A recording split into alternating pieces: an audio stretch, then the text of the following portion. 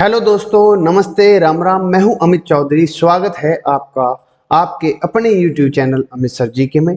तो आज हम पॉलिटी में पॉलिटिकल साइंस में आज अपनी अंतिम क्लास पर कक्षा पर पहुंच चुके हैं, जो कि 10th है। अभी तक के आपके 6th 7th 8th 9th class के सभी चैप्टर और विद क्वेश्चन के साथ मैंने करवाए हुए हैं सब कुछ।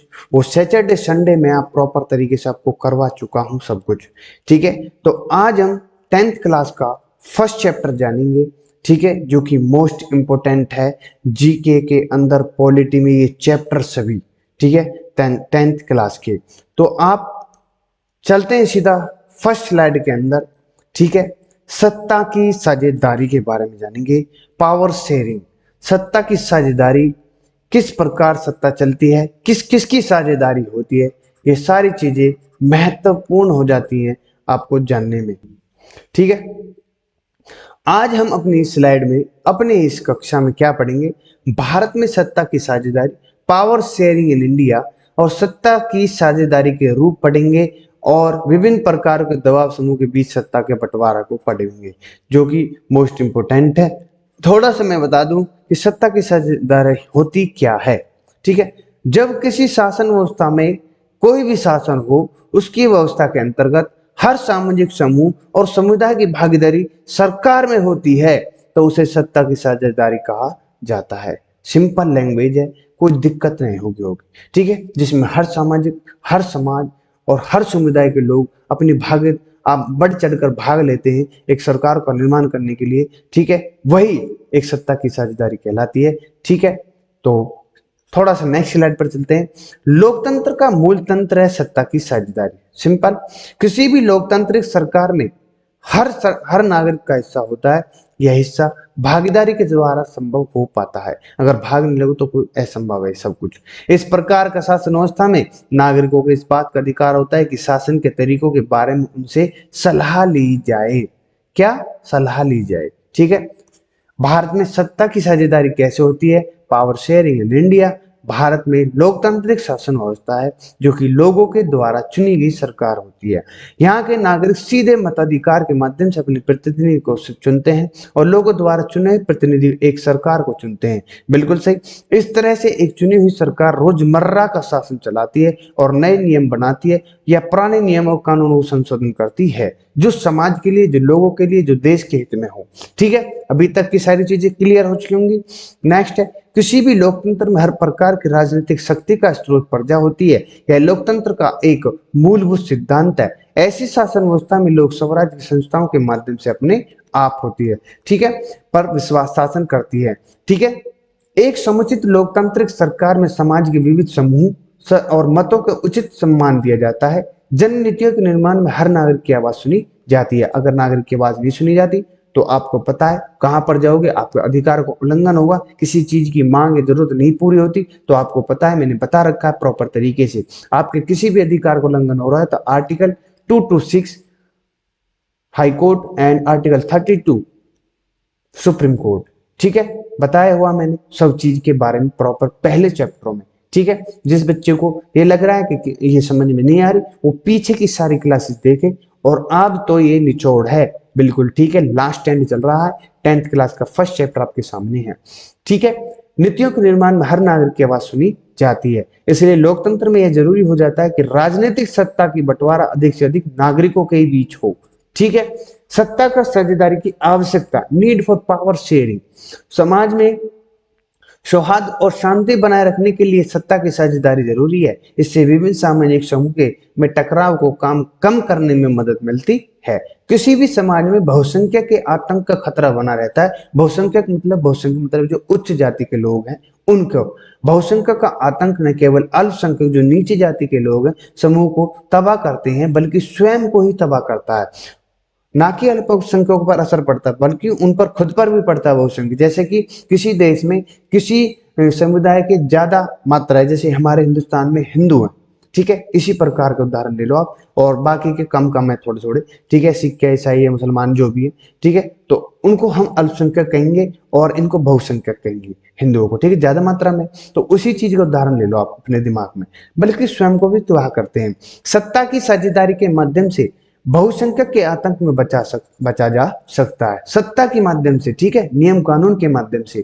लोगों की आवाज ही लोकतंत्र सरकार की नींव बनाती है। इसलिए यह कहा जाता है कि लोकतंत्र की आत्मा का सम्मान रखने के लिए सत्ता की साझेदारी जरूरी है। सत्ता की साझेदारी के दो कारण होते हैं, एक है समझदारी भरा कारण और दूसरा है नैतिक कारण। सबसे इंपॉर्टेंट नैतिक कारण।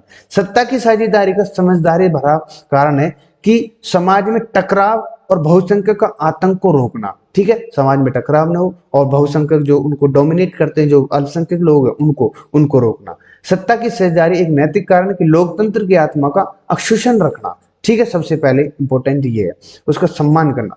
सत्ता की साझेदारी के रूप कौन कौन से हैं? शासन के विभिन्न अंगों के बीच सत्ता का बंटवारा होता है, distribution of power among different organs of government. लोकतंत्र में शासन के विभिन्न अंगों के बीच सत्ता का बंटवारा होता है। उदाहरण के लिए विधायिका, कार्यपालिका, न्यायपालिका, इन तीनों चीजों को मैं पहले बता चुका हूं।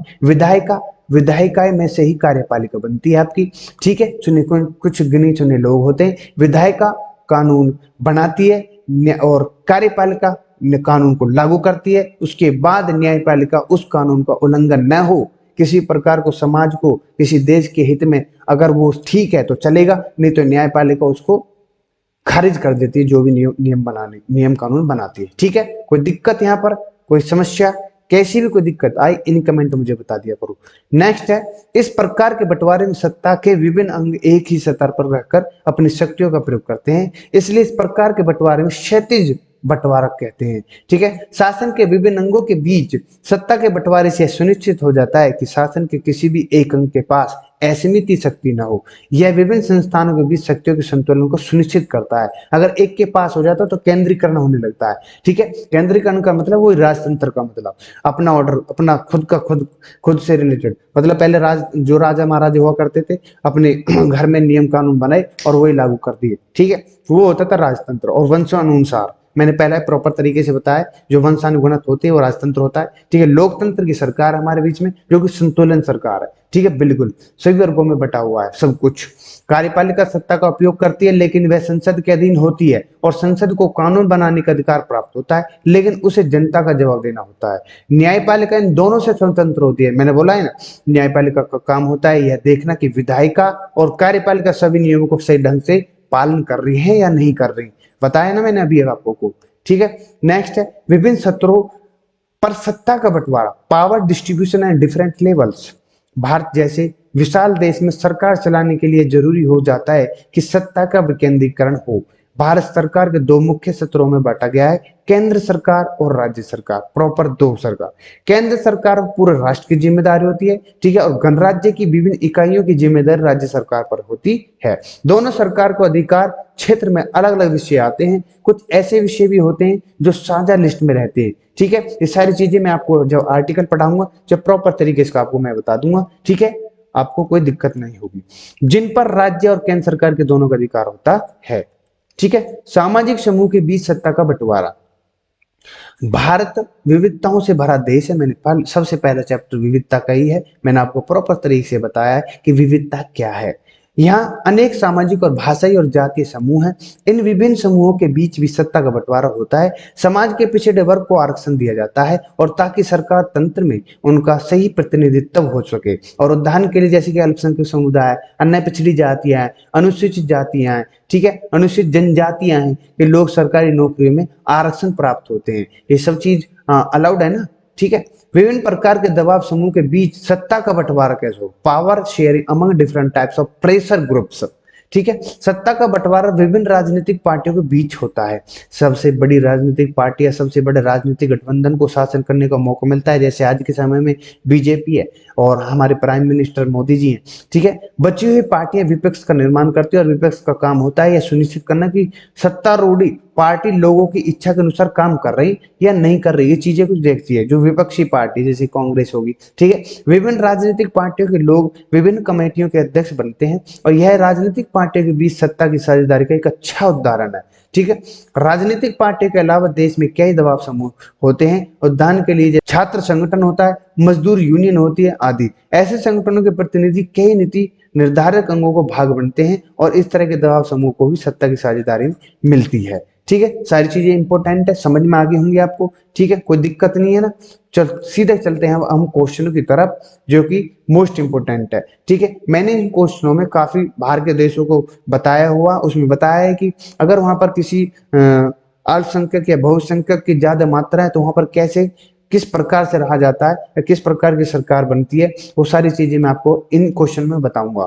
जैसे कि बेल्जियम की राजधानी का नाम है वॉलोनिया, ब्रसेल्स, ये बोन है पेरिस, तो B is the right answer हो जाता है, ब्रसेल्स। ठीक है, नेक्स्ट है निम्नलिखित में से कौन सा श्रीलंका का एक प्रमुख सामाजिक समूह नहीं है? सिंगली भाषा और सिंगली समुदाय है वहां पर, श्रीलंके तमिल भी है, भारतीय तमिल भी है। Anglo Indian is not allowed वहां पर, अब तो भारत में भी ये खत्म हो चुका है। किस संशोधन के साथ या किस एक्ट के साथ खारिज कर चुका है, ये सारी चीजें आपको सर्च करने लायक, आपको जानकारी प्राप्त करने लायक। ठीक है, गूगल पर जाओ, सर्च करो क्यों क्यों खारिज किया गया, क्यों खत्म किया गया इस चीज को।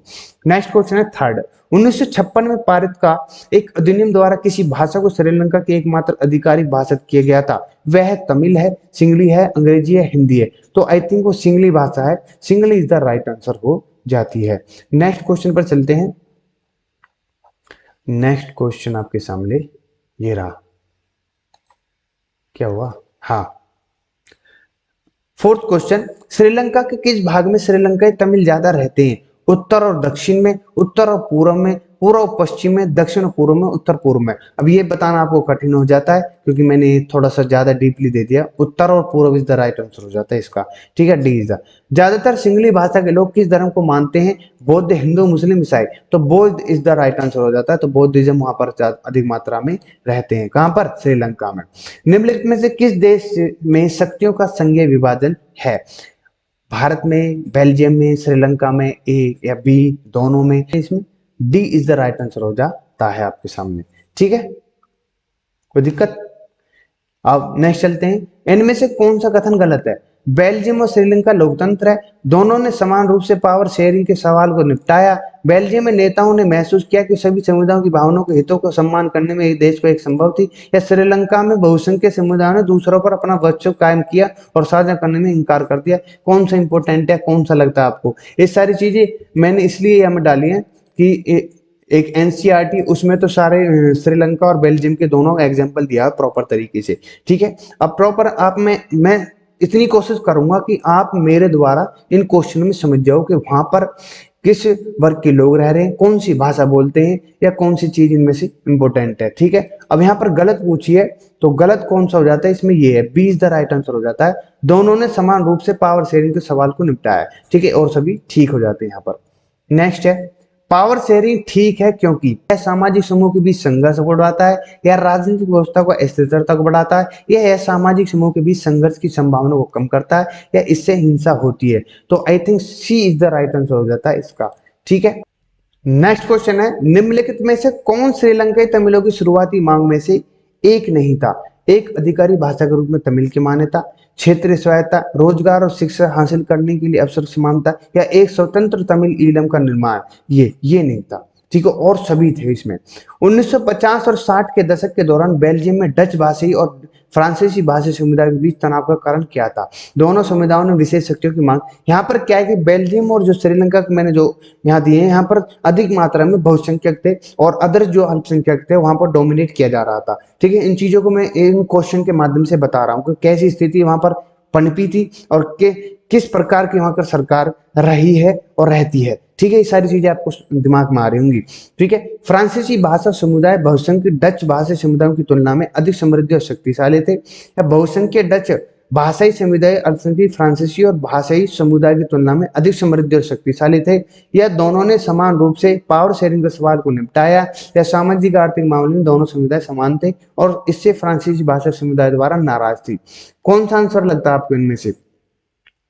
तो इनमें से क्वेश्चन हो जाता है आपका B, B is the right answer हो जाता है।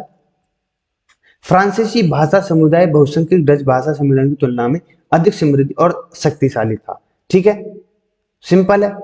नेक्स्ट है 1970 और 93 के बीच बेल्जियम के संविधान में कितनी बार संशोधन हुआ? 4 bar is the right answer हो जाता है। 4 बार संशोधन हुआ था इनके बीच में। ठीक है, नेक्स्ट है बेल्जियम में निम्नलिखित में से कौन सी भाषा नहीं बोली जाती? कौन सी बोली नहीं जाती? फ्रेंच है, डच है, डेनिश है या जर्मन है? तो ये तो तीनों बोली जाती है, लेकिन सी डेनिश नहीं बोली जाती। निम्नलिखित में से किस वर्ष में श्रीलंका स्वतंत्र देश के रूप में उभरा था? 1948 इज द राइट आंसर और सभी गलत हो जाते हैं। नेक्स्ट चलते हैं, निम्नलिखित में से कौन सा समुदाय ब्रुसेल्स में अधिक संख्या में था?